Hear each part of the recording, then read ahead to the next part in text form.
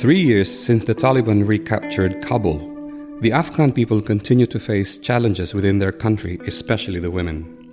Those who made it across the borders also face a wide range of issues, including forced deportations, struggles for employment, or difficulties in onward migration.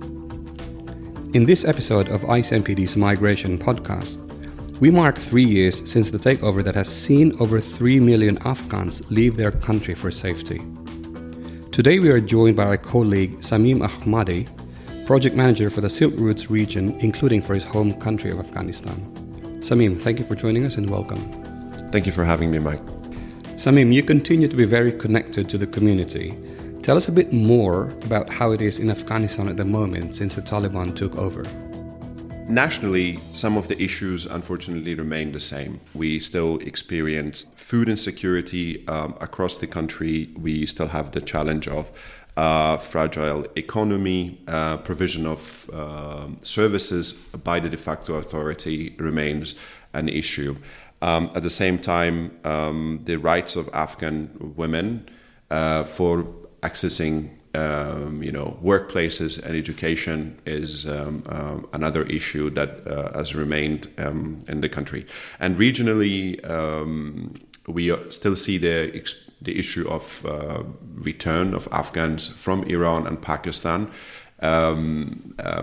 Since the Pakistani government in 2023 announced the new plan to return Afghans, undocumented Afghans, from September to December to 2023, close to 500,000 Afghans were returned. And now, for the second phase of the deportation of Afghans, around about 800,000 Afghans' lives might be affected, those who are living in Pakistan. The same applies for the Afghans living in Iran.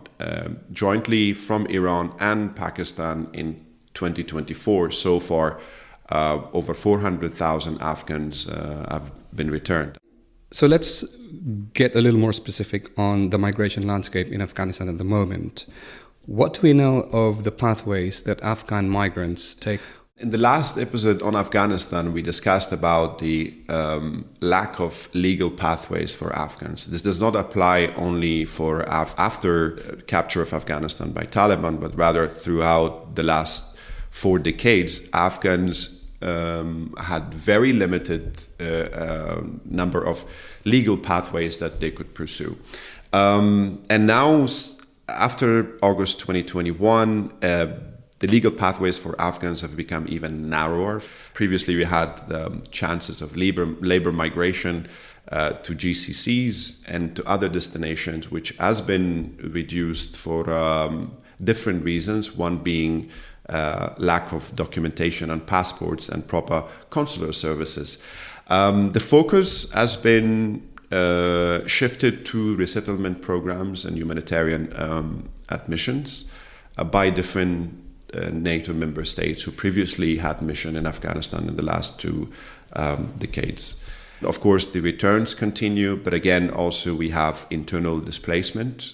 We're talking about 3.6 million conflict and natural disaster-induced IDPs, which again, it's a circle. You, at the same time, also have the issue of natural disasters and droughts, which cause as well the displacement that now we are facing the lowest level of water, potable water in the country. So all of these factors somehow lead to internal and external displacement in the country.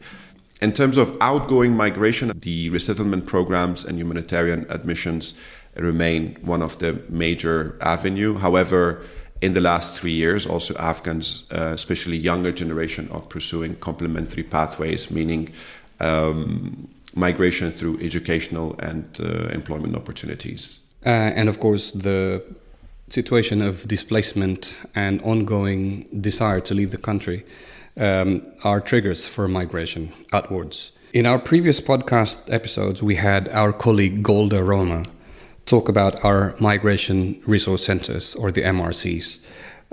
In your experience having these consultations with potential migrants, Tell us a bit more about what the needs are, the fears, and the kind of pathways that our potential migrants, or as we call them, clients, what are they seeking? Previously, we had presence during the Republic time, physical presence in the country, the premises of Ministry of Refugees and Repatriation. Here we had different functions, meaning that MRCs could accept walk-in clients who had questions, who would get appointment to visit the counselors, get answers to their questions, migratory-related questions. We also had public outreach activities, meaning that MRC counselors would visit universities, schools, religious centers, and communities to talk about irregular options of migration, talk about the dangers of irregular migration, and to support people, Afghans, to make informed decisions. Now, post-August 2021, the paradigm of the migration in the Afghan context somehow shifted, meaning that it focused more on the resettlement programs, on the humanitarian admissions by certain member states of NATO and other countries who had mission during the last 20 years in Afghanistan, meaning that individuals who had worked previously with them supported the missions of these member states in Afghanistan, became eligible for certain relocation schemes through resettlement and humanitarian admission programs.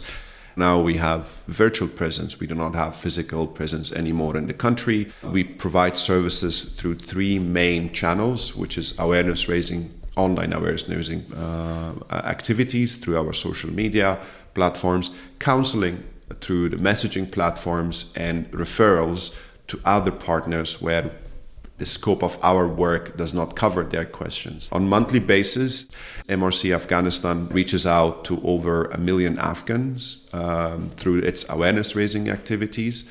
Council provides counseling services to, on average, to 2,000 to 2,500 Afghans per month. And we do, of course, referrals to our other international organization partners like IOM and UNHCR. Just to get a bit more specific, what do they ask about at the MRCs? What do they want to talk about? Well, we do categorize the number of inquiries we receive. Usually the inquiries we receive are from the former Afghan republics, civil servants that were seeking protection, from the former Afghan national security and defense forces who are in the neighboring countries. They ask questions about their legitimacy to apply for certain resettlement programs.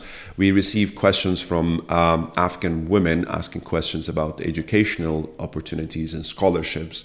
We do get questions about available legal pathways to Europe for certain individuals, to EU territory or European territory at large. Questions about visa applications, be it visa application to Turkey, to Pakistan, to Iran, to Australia, to New Zealand.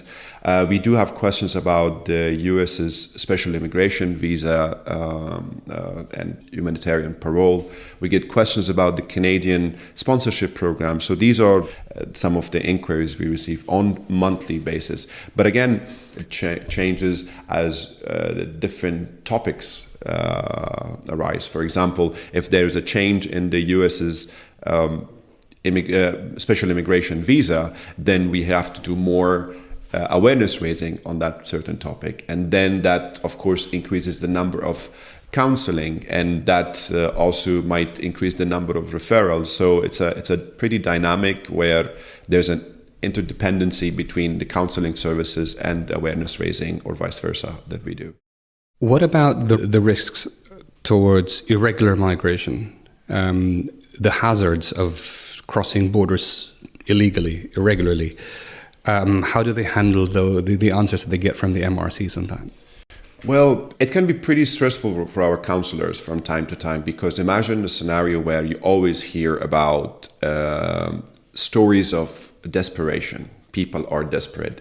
Some of the Afghans do know about the risks of irregular migration, but also they still take their chances. I remember that at one of the Vienna Migration Conference's event, we had Dr. Abdullah, the former chief executive of the republic, he mentioned that, the situation is so bad that I cannot make an excuse for asking Afghans to remain back in the country. I mean, quote, something along these lines. That being said, Afghans have used migration as the first and the last means of survival.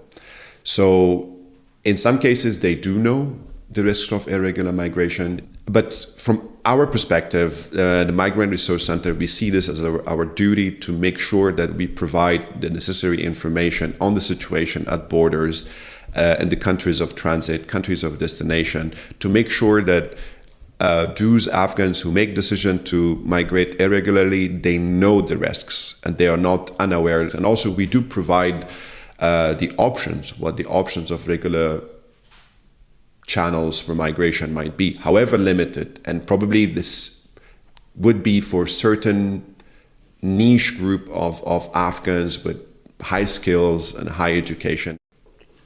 Since the takeover 3 years ago, you can imagine a high uptick in the inquiries that we receive at our MRCs, whether from the on-site back then MRCs or from the virtual setup that we have now.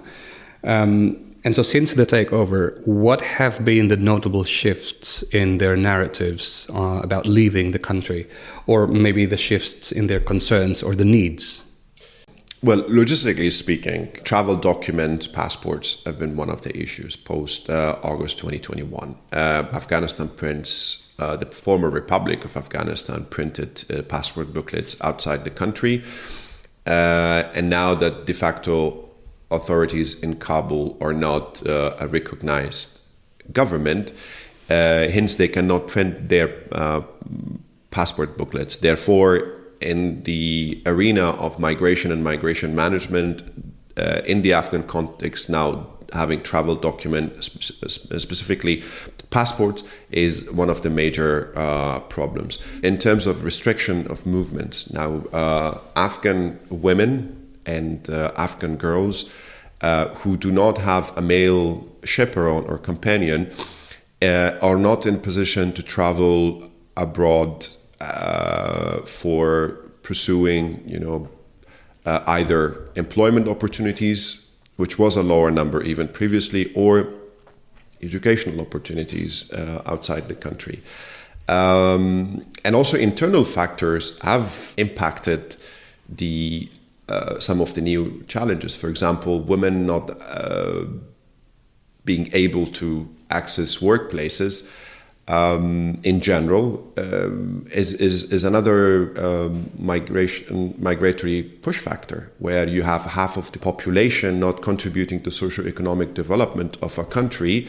The households led by women, what do? So they choose migration as a solution. So this is again another upcoming and new challenge. Or on a community level, where parents cannot see any future for their children beyond grade 6.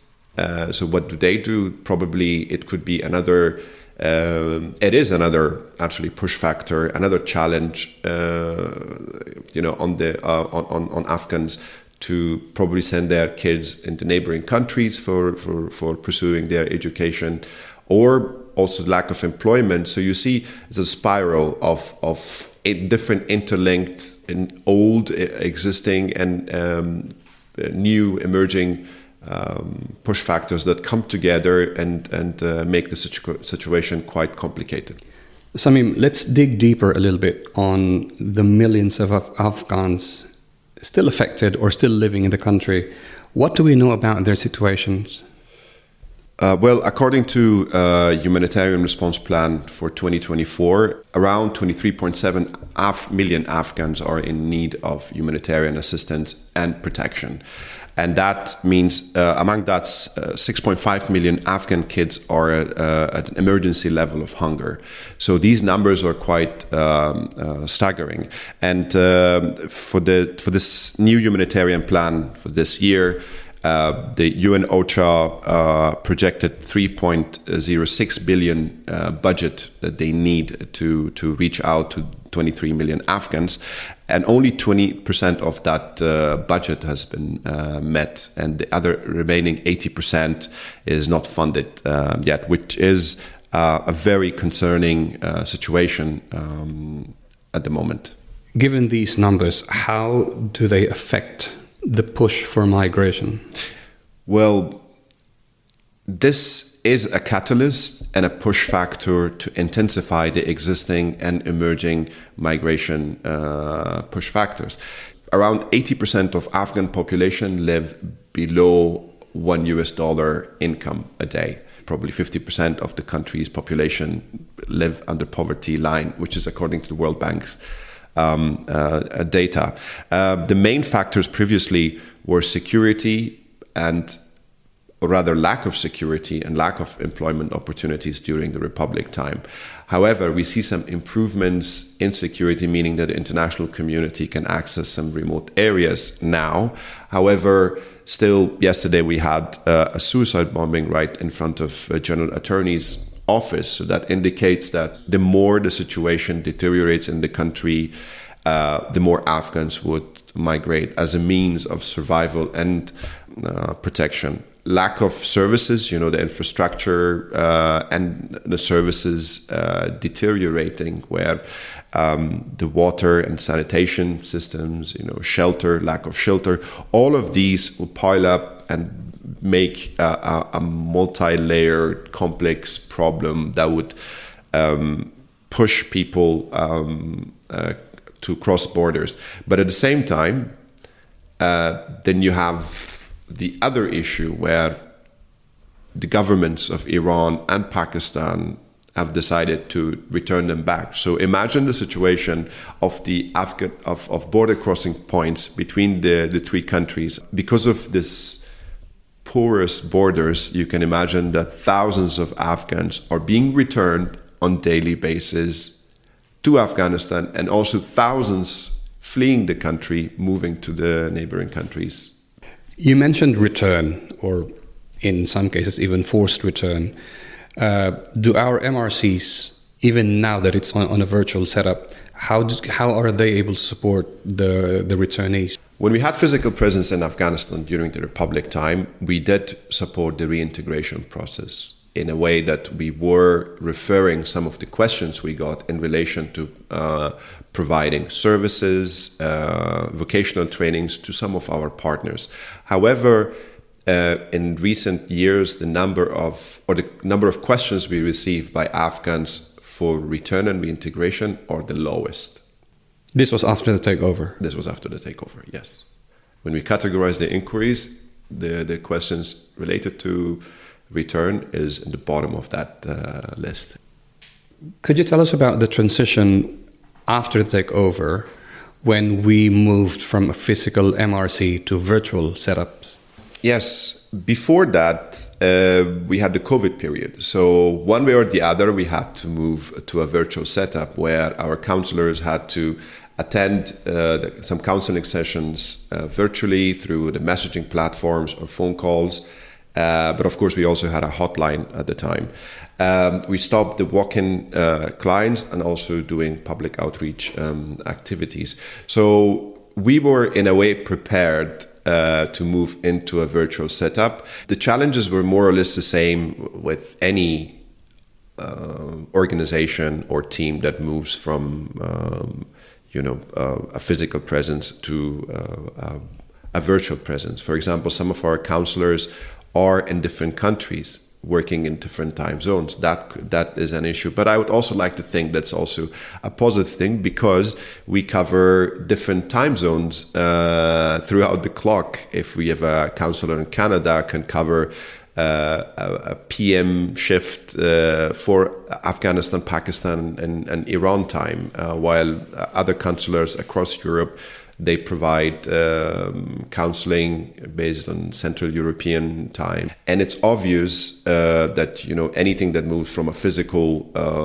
presence into a virtual setup, it would have its challenges. Remember the Zoom calls when during COVID that we did not have any more in-person meetings. It was a quite strange environment and needed some getting used to.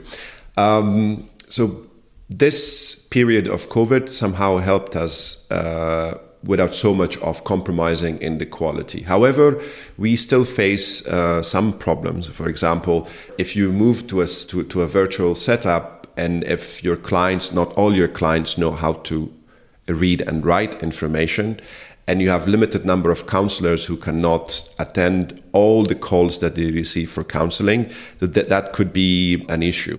What MRC now, virtual MRC does, we record videos, we collect common questions, compile them together, and make interviews with the counselors, or record a video explaining the whole processes.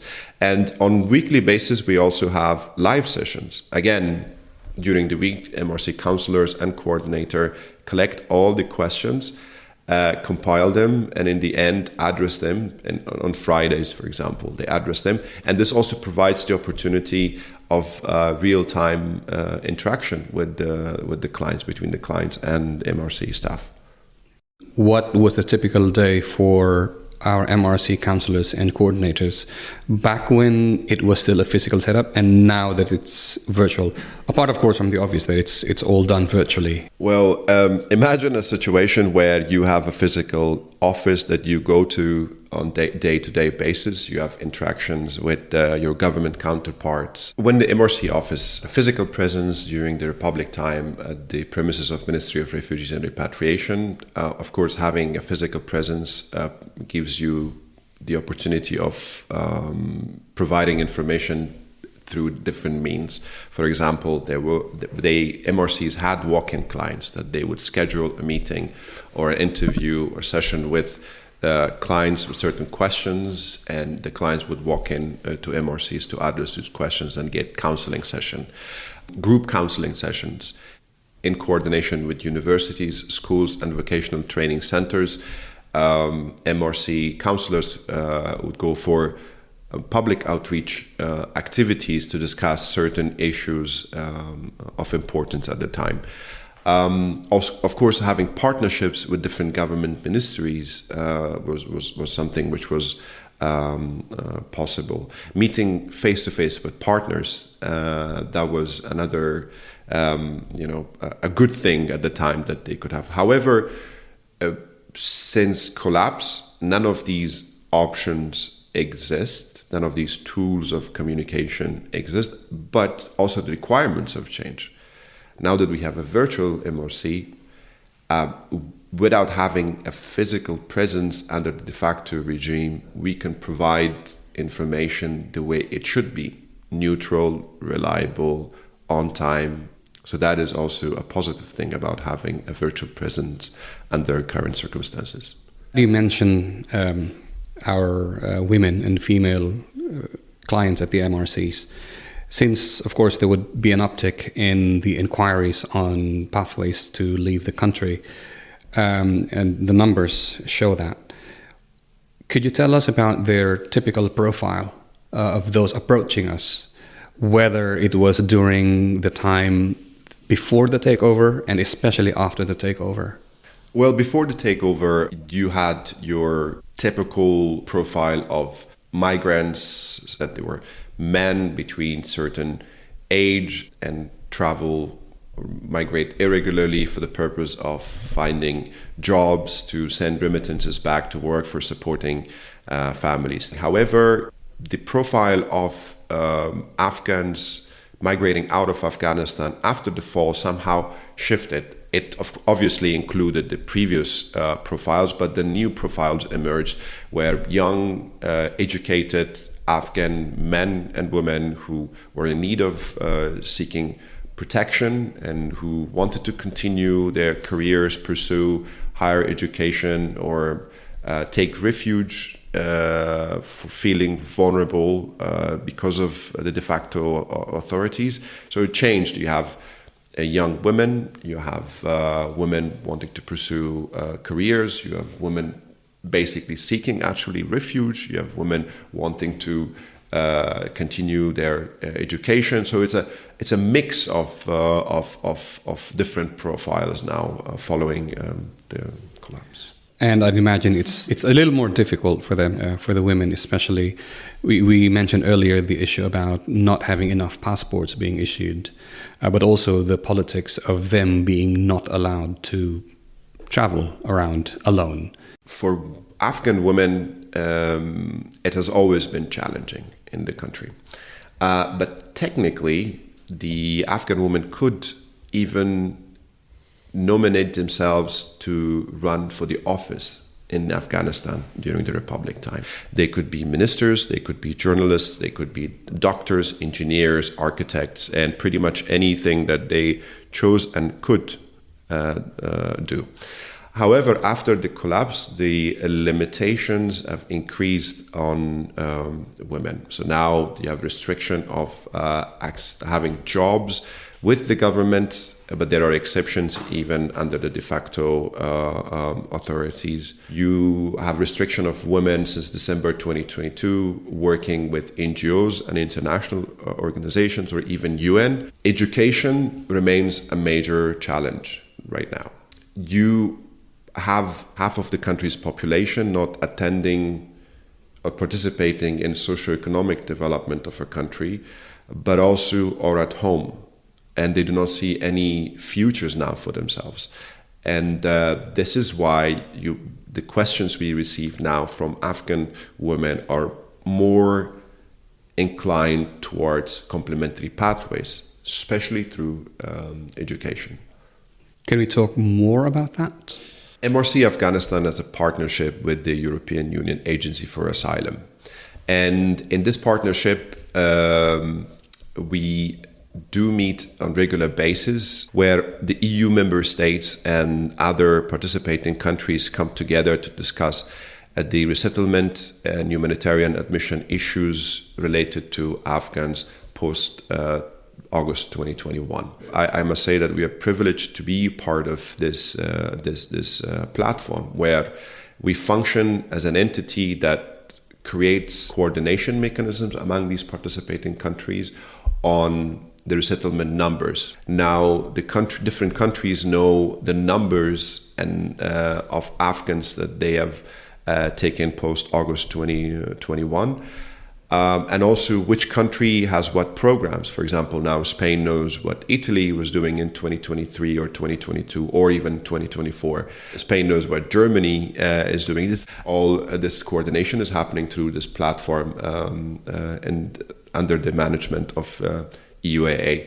And the other function that we have is to collect accurate and reliable information from this platform and channel it to their target group in different geographies for Afghans. For example, if Germany's federal admission program has a new change in the processes, through this platform, we can raise awareness among the Afghan communities or the Germany's target group that certain administration steps have changed. I'll give you an example. MRC was reached by one of its clients asking questions about an email address, which looked somehow weird. It had numbers and acronyms. And the client asked MRC counselors whether this email address was authentic or not, because there were examples of where certain individuals or email addresses had asked for documentation and later some security incidents had happened. And through this platform, we reached back to the German officials asking for the authenticity, to verify the authenticity of this email address, and if the MRC client should send their document. We reached back to that particular client, letting them know that yes, they can send their documents because the German officials confirmed. There are several instances like this where we were in a position to channel in timely fashion the accurate and official answers of the participating countries to their target audiences. So what it does actually is that when you have this sort of access, you provide accurate and timely information, which not only benefits the client, but also prevents the work of smugglers, and prevents these vulnerable Afghans to become victim of a smuggling case, and in some cases which leads to trafficking. And we have several examples of that in the recent years. It sounds like the MRCs are doing a broad range of functions, not just in Afghanistan, but also across other countries where we operate. But what do we not do? You're very correct when you say we do different things in different countries where MRCs are present. I usually refer to MRCs as Swiss Army knife, where you have different options and you can recalibrate yourself based on the priorities of people and the government and needs of the people and the government in certain countries. For example, in Pakistan, Bangladesh, Iraq, or Tajikistan, or Sri Lanka, the needs of the people and their respective governments are related to migration, labor migration, mobility, and remittances. So supporting the labor migration and remittances engine of the countries in those respective countries of priority, and that's what MRCs do. In the Afghan context, as I mentioned earlier, it's now, for now at least, it's the humanitarian admissions and resettlement programs, but at the same time, complementary pathways, encouraging and finding opportunities for eligible Afghans to pursue migration through, employment opportunities or educational opportunities. What we don't do is we do not enable people to migrate irregularly. What that means is that, anyway, when people make decisions that they want to migrate irregularly, there's nothing that stops them because they're moved to that edge that they make those sort of desperate decisions. But what from our side we want to make sure is that we do provide them with accurate information. We want to make sure that they are aware of the options they have available in relation to migration. And we want to make sure that they're certainly they know about the risks that they're going to take, so that these decisions are made in an informed manner, that they know of the consequences. At the same time, our work is also to tackle and fight the online work of smugglers. Here, of course, we do not encourage people to make use of smuggling services, which puts them in a very, very vulnerable situation. We have different examples and cases that have reached to us where in the transit countries, these smuggling cases have turned into kidnapping and asking for ransom, forced labor, which are trafficking in human being cases. So they've turned from smuggling to trafficking cases. Or violence. Or violence, yes. Samim, could you walk us through some of our success stories that we have?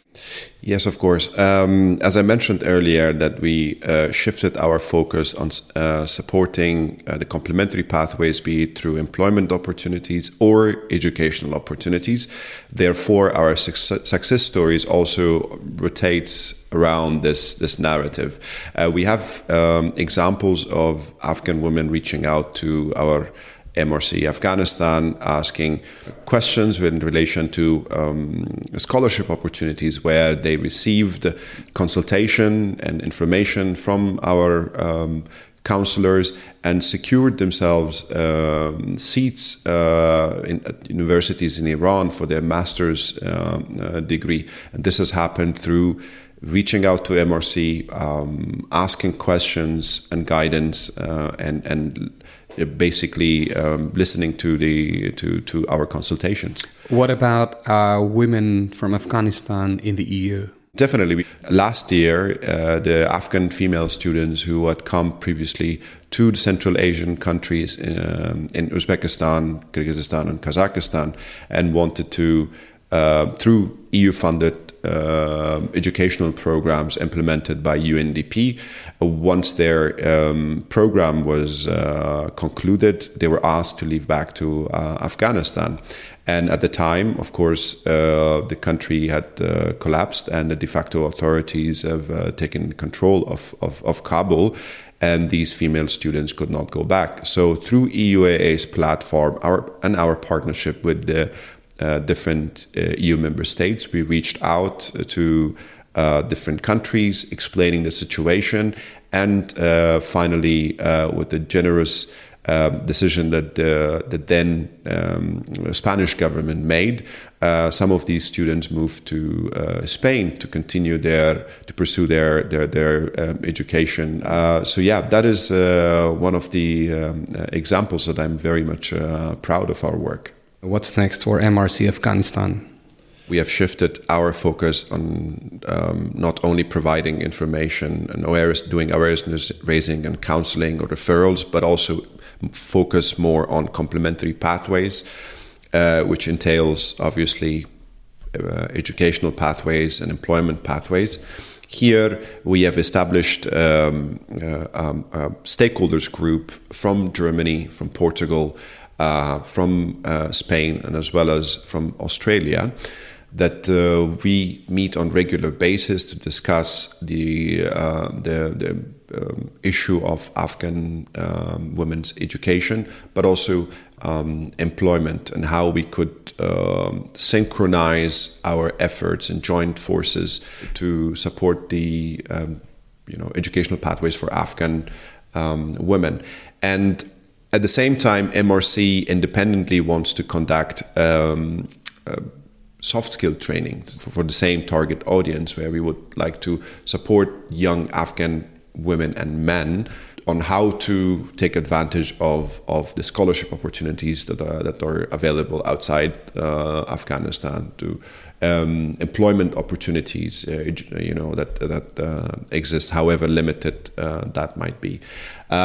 Further, diaspora engagement remains a very crucial topic that we would like to explore and go down this avenue more intensely.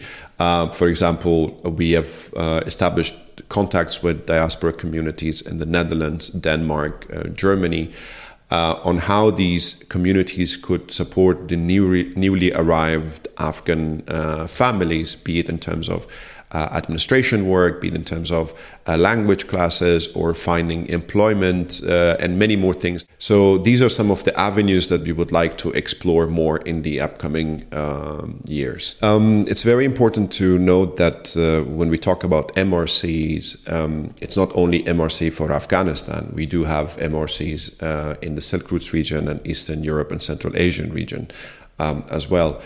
For example, under Protect Project, but also we have MRCs in Pakistan, MRCs in Tajikistan, in Kyrgyzstan, and in the future also there will be MRCs in Uzbekistan and Kazakhstan, and there's this particular project, which is EU-funded project. And as I mentioned earlier, in every country, the functions of MRCs and the ways and methodologies of reaching out to their target audience differs, their messages differ, because every country's priorities and needs are different. All right, on that note, Samim, thank you very much. Thank you for joining us today.